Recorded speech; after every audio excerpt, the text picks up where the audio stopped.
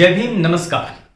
दलित और आदिवासी समाज के लिए केंद्र की मोदी सरकार भले ही कितने भी दिखावे कर ले, हकीकत यह है कि भाजपा की सरकार दलितों और आदिवासियों को कमजोर और लाचार ही बनाए रखना चाहती है। हाल ही में एक खबर इस पर मुहर लगाती है। दरअसल केंद्र की मोदी सरकार की अनदेखी की वजह से दलित समाज के 59 लाख बच्चों का भविष्य अधर में अटक गया है, जो सरकारी स्कॉलरशिप के भरोसे अपनी 10वीं और 12वीं की पढ़ाई पूरी करते थे। देश के दर्जन भर से ज्यादा राज्यों के उन तकरीबन 60 लाख बच्चों को मिलने वाली स्कॉलरशिप बंद होने की कगार पर है, जो राज्य सरकारों को 2017 फॉर्मूला के अंतर्गत दिया जाता था। पिछले लगभग एक साल से मंजूरी की राह जोह रहे इस मुद्दे को हाल ही में प्रधानमंत्री नरेंद्र मोदी के सामने रखे जाने की खबर है। इस पर चर्चा होने की भी खबर है। सरकारी योजना के तहत 10वीं और 12वीं में पढ़ने वाले अनुसूचित जाति के स्कूली छात्रों को 100% छात्रवृत्ति मिलती रही है, जबकि अनुसूचित जनजाति के छात्रों को 75% केंद्रीय वित्त पोषित छात्रवृत्ति मिलती है। हालांकि उच्च स्कूली शिक्षा हासिल करने वाले 60 लाख अनुसूचित जाति के विद्यार्थी केंद्र के टाल मटोल वाले रवैये के कारण फंड की कमी का सामना कर रहे हैं। इसके कारण तमाम राज्य या तो इस छात्रवृत्ति योजना को धीरे धीरे बंद कर रहे हैं या फिर बीते कुछ सालों से बहुत सीमित मात्रा में चला रहे हैं। पोस्ट मैट्रिक स्कॉलरशिप स्कीम के तहत अनुसूचित जाति के छात्रों को साल में 18,000 रुपये की मदद मिलती है, जिससे उन्हें अपनी 11वीं और 12वीं की शिक्षा पूरी करने में मदद मिलती है। कैलेंडर सिर्फ तारीख ही नहीं बताता, कैलेंडर सिर्फ त्योहार और छुट्टियां ही नहीं बताता, कैलेंडर इतिहास भी बताता है। बीते कल का इतिहास, हमारे अतीत का इतिहास।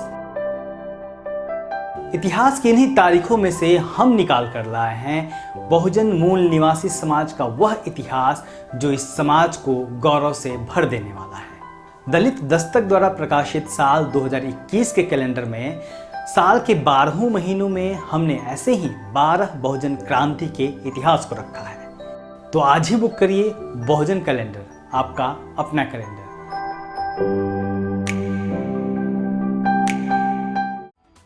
पंजाब, हरियाणा, झारखंड, हिमाचल प्रदेश, तेलंगाना, महाराष्ट्र, बिहार, वेस्ट बंगाल और उत्तराखंड उन राज्यों में हैं जो लगातार social justice and empowerment ministry के सामने इस मुद्दे को उठाते रहे हैं।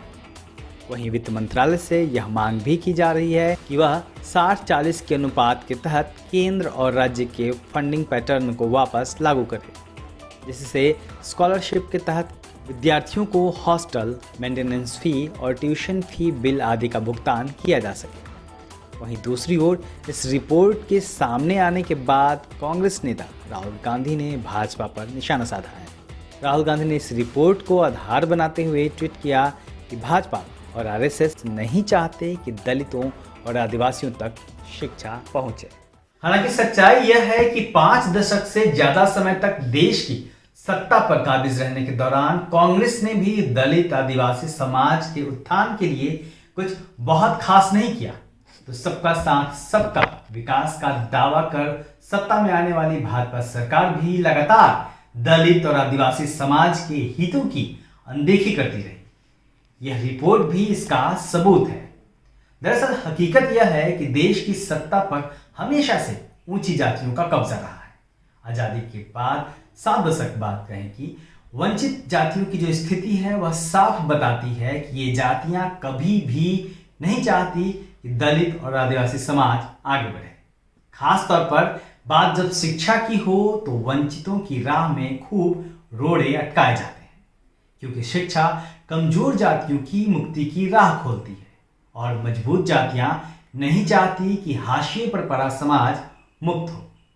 देखना यह है कि इस मामले के तूल पकड़ने के बाद, मीडिया रिपोर्ट में सामने आने के बाद केंद्र की भाजपा सरकार क्या वंचित समाज के विद्यार्थियों के हित में फैसला लेती है या फिर से इसे आगे के लिए टाल देती है। हमारी भी नजर इस खबर पर बनी रहेगी।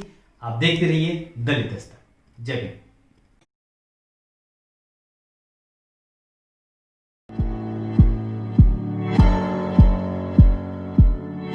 दलित दस्तक आपका अपना चैनल है। यह चैनल आपकी आवाज़ उठाने के लिए है। इसको जरूर सब्सक्राइब करें और अपने दोस्तों से भी करवाएं। बेल आइकॉन पर भी जरूर क्लिक करें।